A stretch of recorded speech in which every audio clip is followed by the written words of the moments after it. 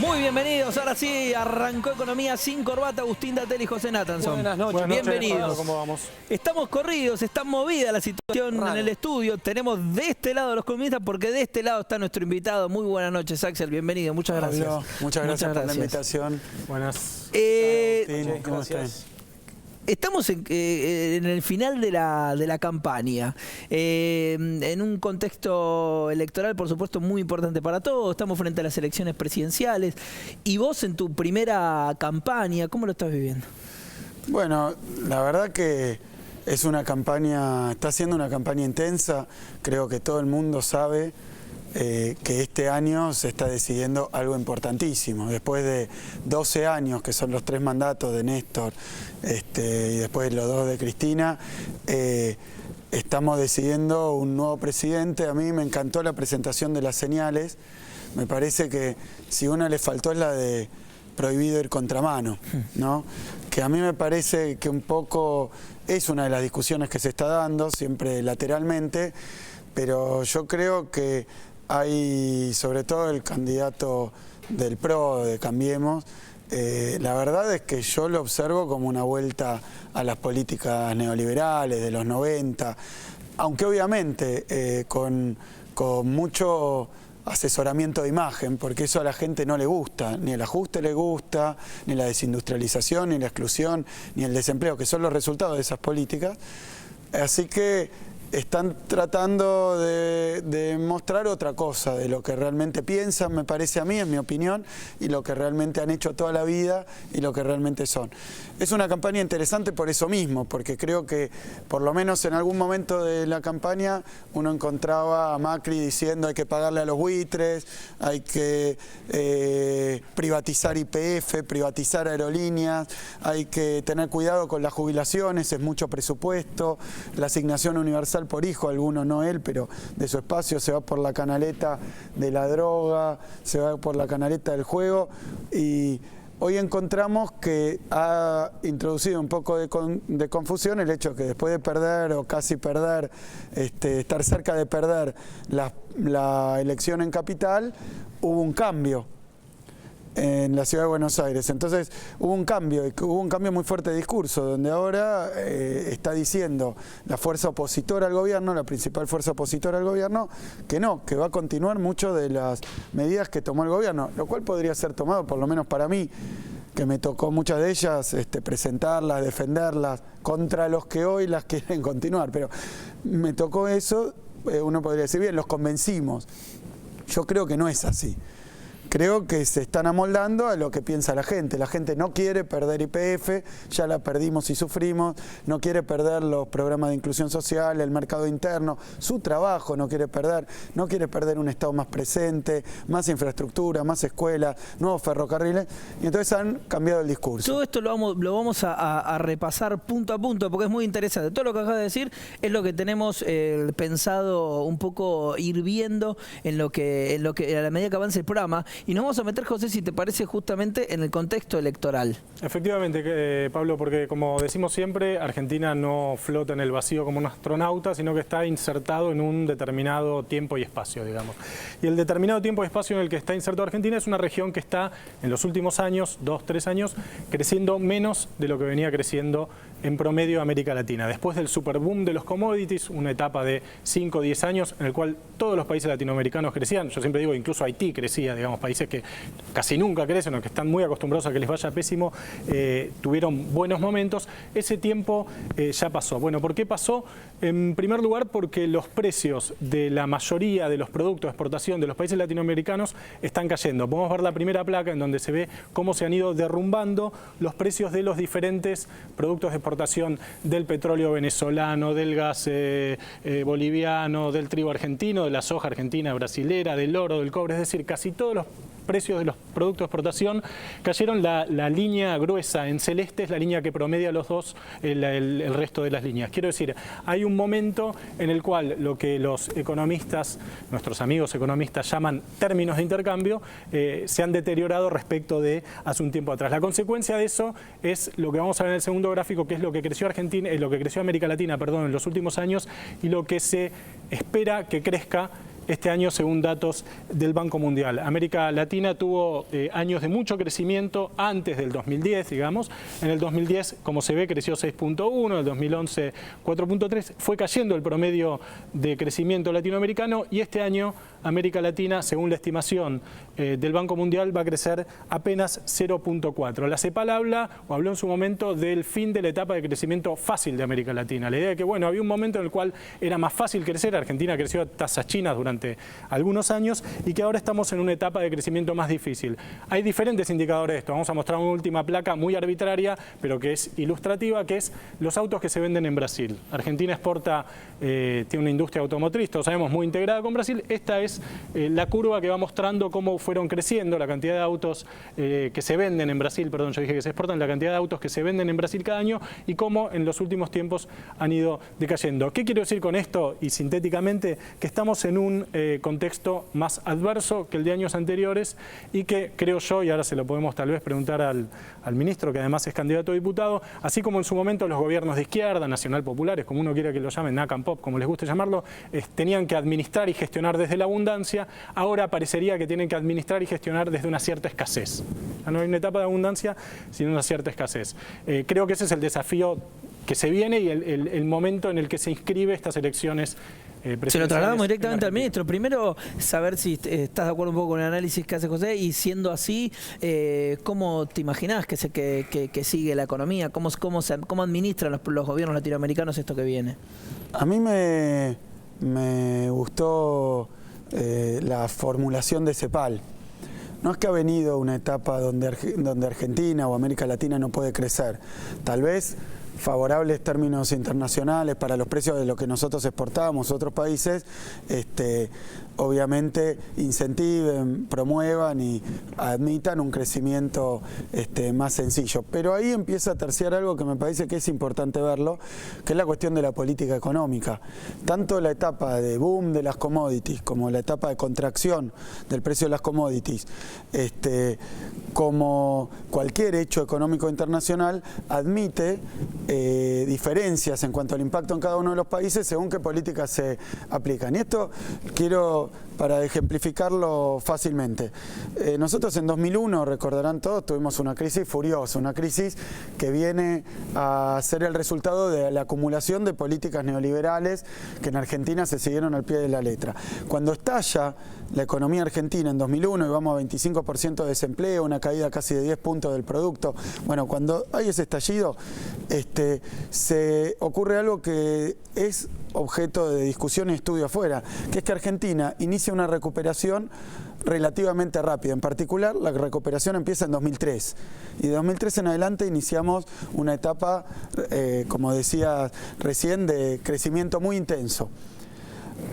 España, por ejemplo, o Grecia, o Portugal, o Irlanda, los países europeos que sufrieron la crisis internacional, esto fue más o menos la crisis que empezó en 2008, pero hace algunos años se fue fuerte a los países europeos, 2010, 2011, ya van pasando 4 años y pico y no muestran señales de reactivación.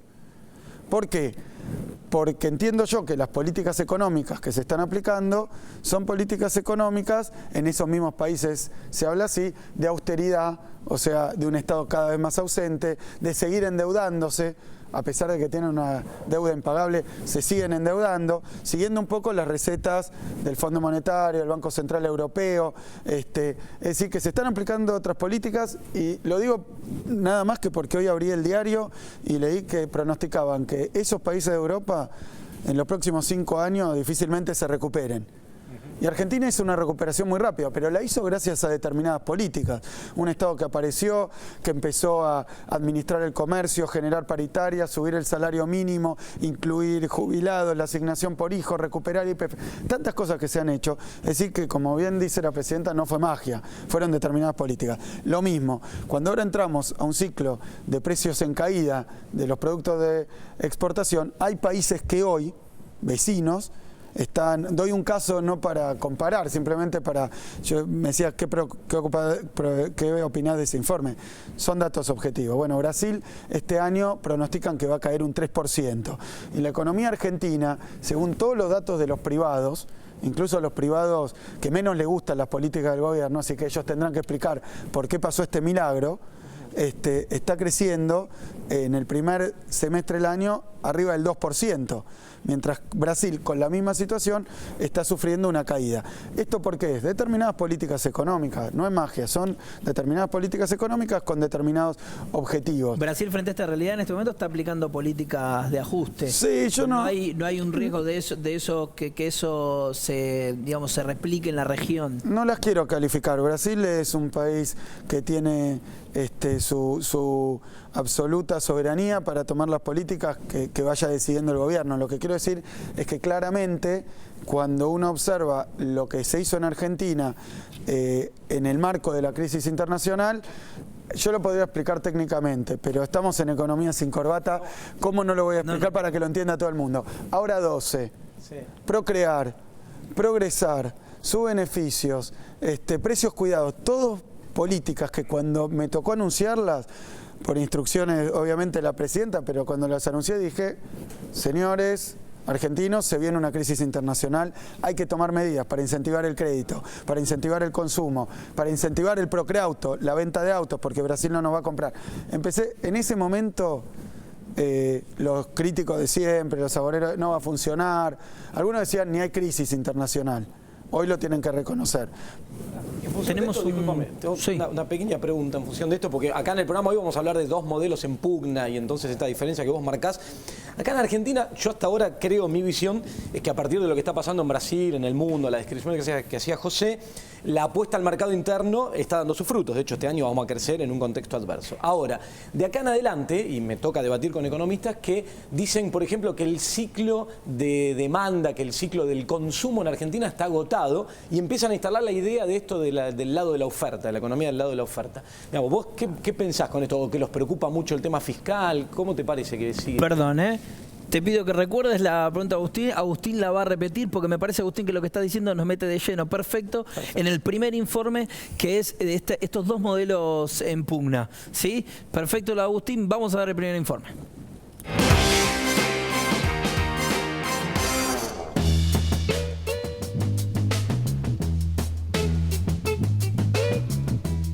En las elecciones del 25 de octubre me parece que en principio hay una opción desde mi punto de vista peligrosa, que es volver al neoliberalismo de los años 90, es decir, la restauración de ideas como la apertura económica indiscriminada, el ingreso masivo y salida de capitales especulativos de la Argentina, los juegos cambiarios, los juegos financieros. Lo que se juega es si vamos a estar profundizando un proceso de inclusión para amplios sectores de las mayorías de la población o si solo vamos a ir hacia un camino que tenga que ver con la inclusión de algunos sectores nomás.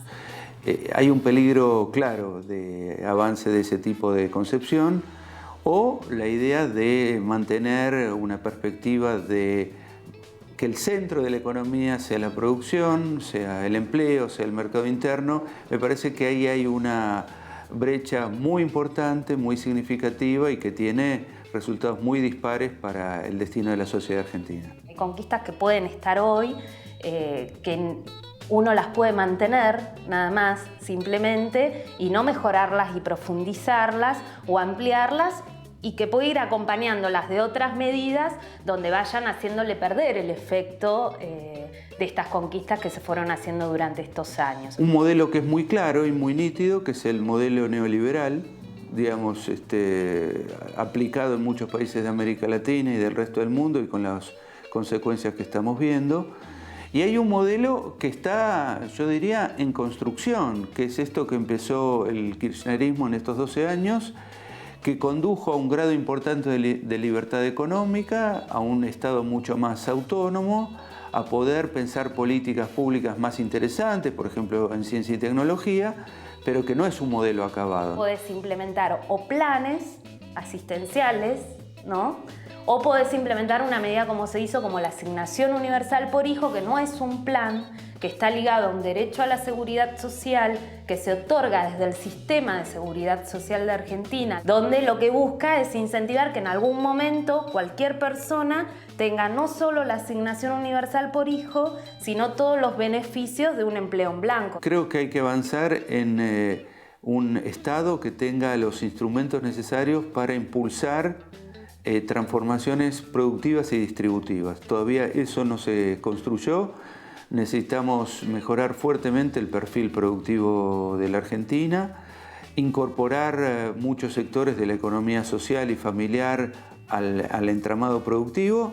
Me parece que hay mucho que hacer también en materia distributiva. La distribución del ingreso sigue siendo poco satisfactoria. Hay mucho para hacer en ese sentido. Una cosa es una opción más asistencial en los márgenes, de política compensatoria, más a procesos de ajustes que uno puede ir dando para equilibrar variables económicas, u otra cosa es acompañarlas con modelos económicos y políticas públicas claramente más distributivas.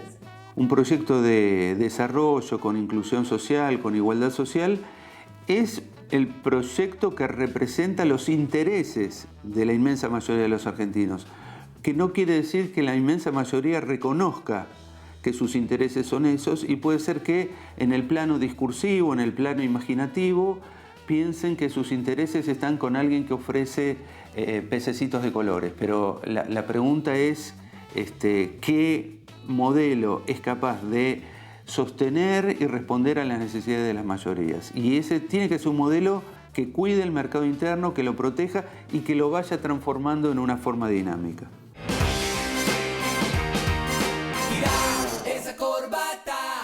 Retomamos, Agustín, tu pregunta. Reformulo brevemente la pregunta. Ahí hablaba también Ricardo Oroskin del mercado interno, que es lo que yo marcaba y la apuesta que se hizo este último tiempo, pero la idea era que me preocupa que hablen de que está agotado el ciclo de consumo y de la necesidad de hacer política económica del lado de la oferta, que creo yo como economista que encierra una trampa eso, ¿no? Conceptos abstractos como el de clima de negocios o hacer las cosas que los mercados buscan. Quería ver de acá en adelante, para lo que viene con el contexto adverso que describía José, ¿cuál era tu visión? Sí, la pregunta, tal como decís, remite a discusiones casi te diría inveteradas y bizantinas entre diferentes escuelas económicas, pero creo que hay un par de puntos que vale la pena aclarar sin pretender agotar esas discusiones más teóricas, pero me parece que nosotros tenemos acá un ejemplo práctico.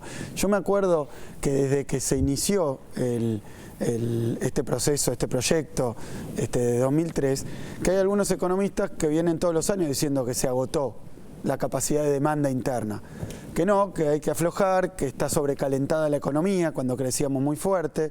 Me acuerdo incluso economistas relativamente heterodoxos, digamos, no del establishment, que decía hay que aflojar ahora porque si crece mucho se recalienta la economía y eso genera aumento de precios y diferentes saturaciones. Yo creo que esa es una visión muy equivocada, incluso a nivel teórico, y que si nosotros estuviéramos en situación de pleno empleo, si hubiéramos estado en aquel momento con toda nuestra capacidad instalada utilizada y con toda nuestra mano de obra utilizada y con todos nuestros recursos a pleno, uno puede decir, bueno, a ver cómo hacemos, porque el globo está muy inflado, no hay que ser... Básicamente no era la situación, veníamos de 2001 y antes de 2001 de 30 años de neoliberalismo, de desindustrialización. Nos cansábamos, cualquiera que recorría la Argentina, de ver galpones vacíos que eran industrias cerradas. Eso efectivamente en estos 12 años, tal como dice Oroskin, se ha recuperado muy fuerte en base a políticas vinculadas al mercado interno, pero también al crecimiento hacia afuera. No hay que olvidar que ahora hay crisis internacional como hubo en 2009, pero la verdad que batimos los récords de exportación y particularmente de exportación de productos industriales, que ya se habían volado de nuestra canasta de productos de exportación. Entonces ese es un punto. El otro punto es esta discusión, que tal vez es un poco más fina, pero que me gustaría aclarar, porque es un verso, y ya que estamos sin corbata vamos a decir, es un verso. No es cierto que este modelo estimuló el consumo como despreciando la inversión. Consumo e inversión son dos elementos de la demanda, pero es imposible pensar que alguien va a invertir si no espera poder vender aquel producto de ese aumento en la capacidad productiva fruto de su inversión. O sea que el que invierte es para vender. Dicho de otra manera, cuando hay inversión es porque hay perspectiva de consumo, si no yo estaría produciendo o para un mercado externo, que aquellos que me digan no, hay que invertir para colocar afuera. Bueno, hoy ya directamente esa discusión vamos a tener que posponerla hasta que se reactive la economía internacional. Porque hacer un proceso liderado por las exportaciones, hoy cuando las exportaciones de todo el mundo cayeron, está el comercio internacional realmente muy deprimido. Entonces yo lo que digo es que incentivar la demanda interna es generar mayor poder adquisitivo interno que permite que haya oportunidades de inversión, lo que nosotros le tenemos que decir y ni decirlo, porque la verdad es que muchas veces los empresarios son más vivos que los economistas que tratan de explicar cómo se comportan esos empresarios. Esto no quiero robarme una frase que no es mía, esto era lo que decía Keynes. ¿Qué es lo que decía Keynes? El de ahí la salida de la crisis del 30, el Estado benefactor, decía, bueno, el industrial, el empresario, invierte solamente si tiene perspectivas de colocar su producción. O sea que el consumo es en realidad una palanca para la inversión. Y eso es lo que se vio en la Argentina estos 12 años. Les guste o no les guste a los ortodoxos, la verdad que la inversión se basa en algo mucho menos metafísico que el clima de negocios, que podemos dar se basa en la rentabilidad. Si hay mercado interno, como ha pasado en la Argentina, si vos incluís 3 millones de jubilados, incluís a todos 3,5 millones de pibes que cobran la asignación universal, generás un Estado presente que da YPF, ¿no? Que triplicó la inversión. Bueno, eso genera una posibilidad de consumo que hace que alguien pueda producir algo para venderle a esos jubilados. Porque, a ver, cuando esos nuevos jubilados que antes no cobraban, ni iban a cobrar nunca en su vida una jubilación, porque la verdad que los habían dejado afuera del primer plato, el principal y el postre. Eran los excluidos de los 90. Cuando reciben la jubilación, ¿qué hacen? Van y consumen. Eso quiere decir que hay un comercio que les vende y un industrial que les produce. Eso ha sido el círculo ese virtuoso del que hablamos siempre, de que el consumo genera inversión, no son dos cosas separadas, excepto que alguien piense que se va a invertir para tirarla a la marchanta. Ahora, otro tema es generar productividad y competitividad.